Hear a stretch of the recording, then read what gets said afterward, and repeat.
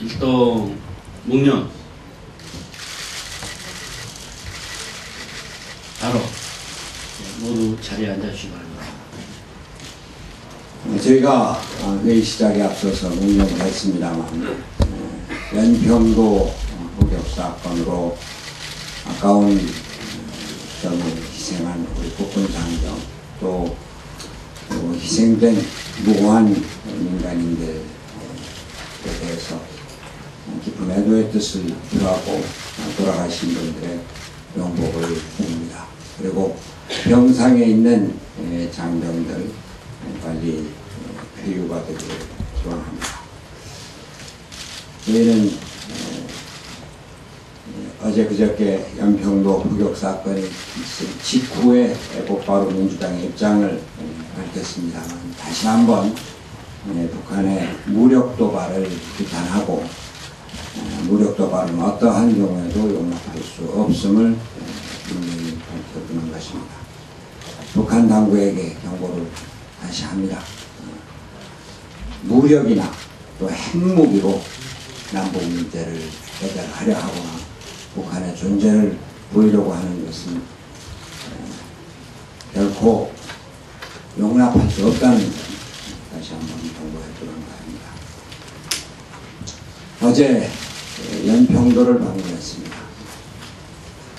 연평도 무력 도발 폭격의 현장을 보았습니다. 아주 참혹했습니다.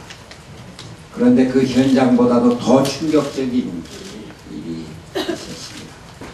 주민들과 간담회에서 주민대표가 하는 말씀, 저희는 바라는 것이 한 가지밖에 없습니다.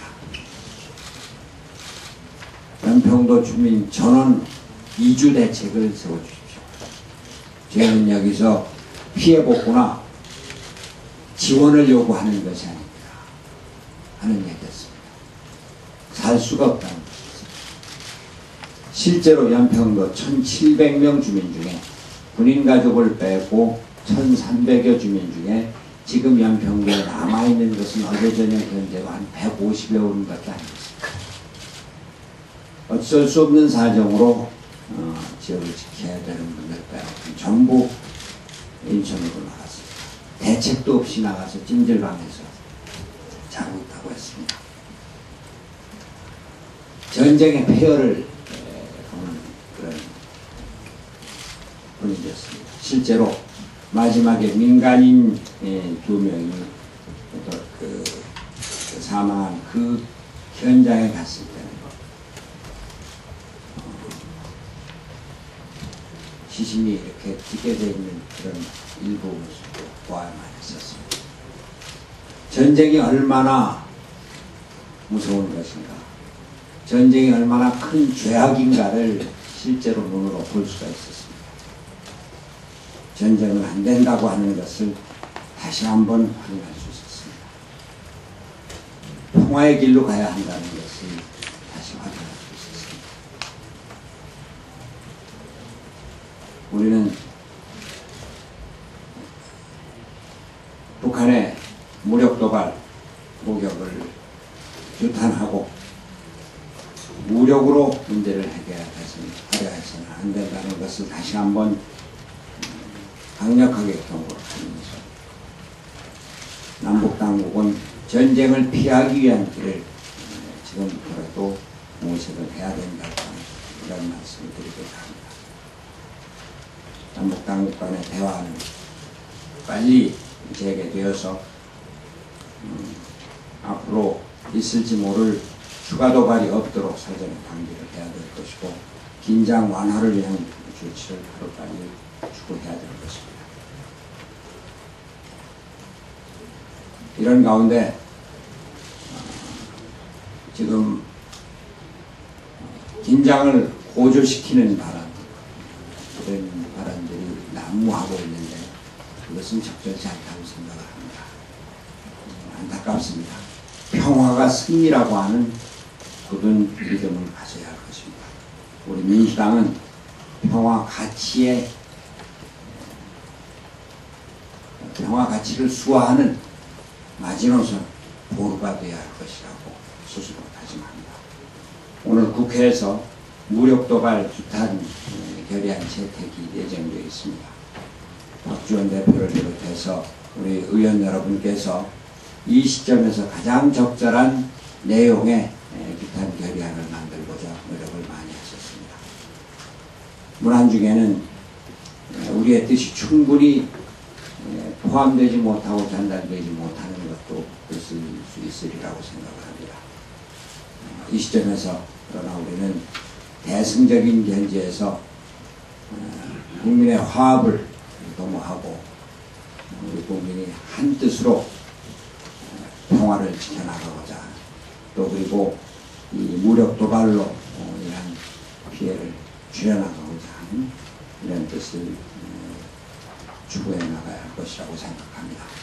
오늘 같이 본회의에서 채택 의결이 될 상생법, 그것은 여야 합의와 여야 서로 존중하는 이러한 국회 운영의 모범이 되기를 바랍니다. 이상입니다. 6.25 이후 최대의 피격 사건임에도 불구하고 강경한 안보를 내세우던 이명박 정부의 안보는 간고도 없고 이제 대통령 발언 진실 게임만 남아있습니다. 북한 포격을 막고 우리 정부에서는 스타크래프트 어린이 개인에 비교하는 촌극도 벌어지고 있습니다. 병역 미필 정권의 이 미숙한 안보가 언제까지 이어질지 우리 국민은 불안합니다. 강경하려면 강경한 정책이라도 잘해야 됩니다. 그런데 그것도 못하는 이명박 정부의 안보 정책. 이제 대통령의 책임과 무능한 국방당국의 책임을 우리 민주당은 추궁해 나가야 된다고 저는 생각을 합니다. 여기에 대해서 우리는 그제 22일 오후 의원총회에서 송민순 의원께서 한나라당이 틀림없이 대북 결의안을 준비할 테니까 우리도 준비하자 해서 준비를 했습니다. 어제 아침 한나라당 원내대표가 국회 재석 정당 8개 당의 대표들과 함께 국회 의장실에서 회동을 했습니다.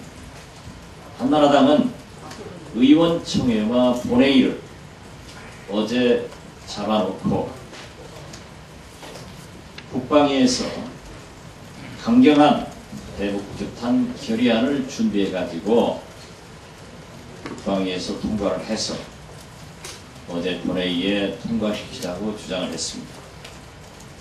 저희 민주당과 민노당, 진보신당은 규탄도 필요하지만은 대화와 한반도 평화를 위해서 이 조문이 삽입돼야 되고 외통위에서 하는 것이 바람직하다라고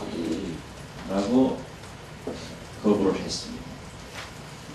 어제 외통위에 송민순 의원안을 김동철 간사에게 전해서 남경필 위원장과 외통위 안을 만들었습니다.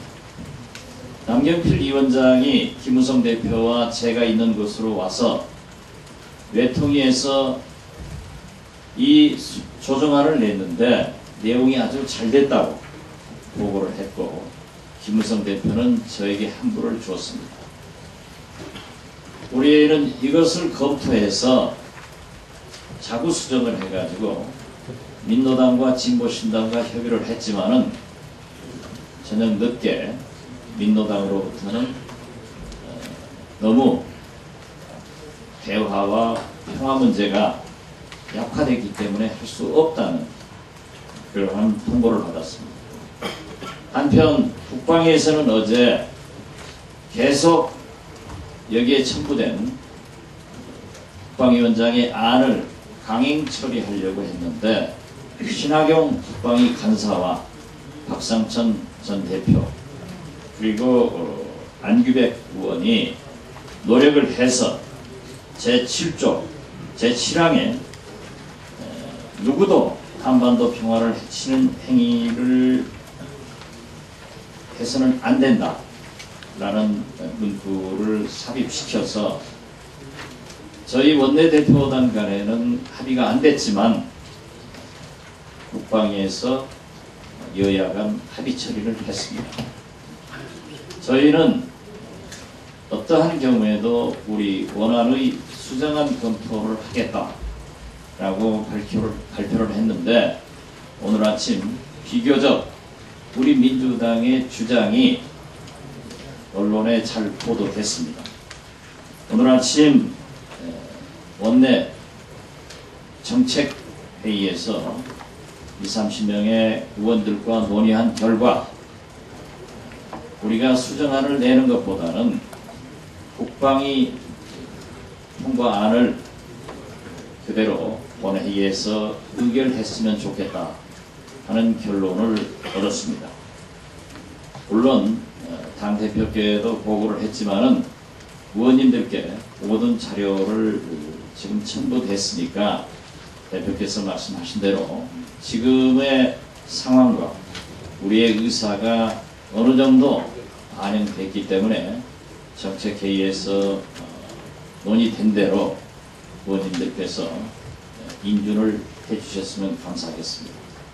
이렇게 되면은 2시부터 본회의를 열어서 2시 반부터 본회의를 열어서 약속한 대로 1호 안건으로 SSL법 골목 상권을 민주당이 지키는 그러한 법안을 통과시키고 두 번째는 대북 결의안, 세 번째는 오늘 아침에 특위에서 결정됐습니다만 월드컵 유치 결의안을 가결시켰으면 합니다. 이상 보고를 마치면서 여러분들의 적극적인 협력을 부탁드리겠습니다. 감사합니다. 예, 감사합니다.